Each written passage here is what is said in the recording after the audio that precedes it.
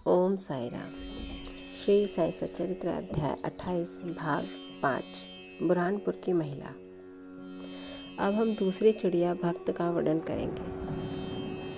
एक दिन बुरहानपुर में एक महिला ने स्वप्न में देखा कि श्री साईं बाबा उसके द्वार पर खड़े हो भोजन के लिए खिचड़ी मांग रहे हैं।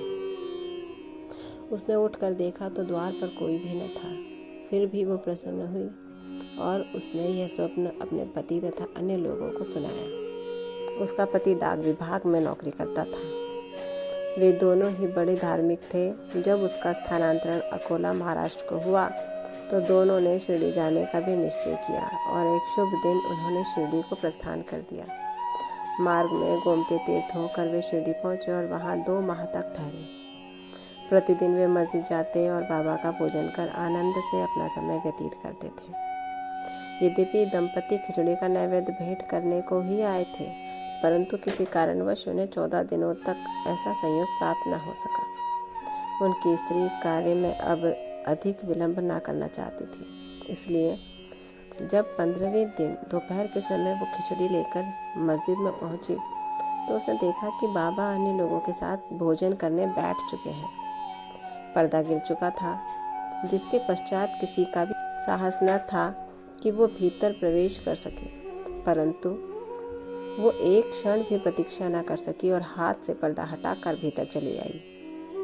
बड़े आश्चर्य की बात थी कि उसने देखा कि बाबा की इच्छा उस दिन सबसे पहले खिचड़ी खाने की ही थी, जिसकी उन्हें आवश्यकता थी। जब वो थाली लेकर भीतर आई तो बाबा को बड़ा हर्ष हुआ और वे उसी में से खिचड़ी के गिलास लेकर खाने लगे।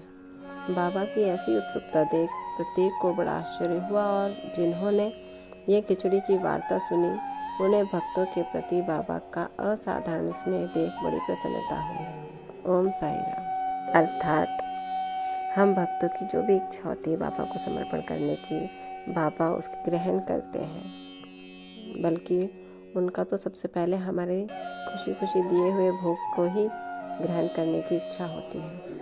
इसी के साथ ये अंश यहीं समाप्त होता है।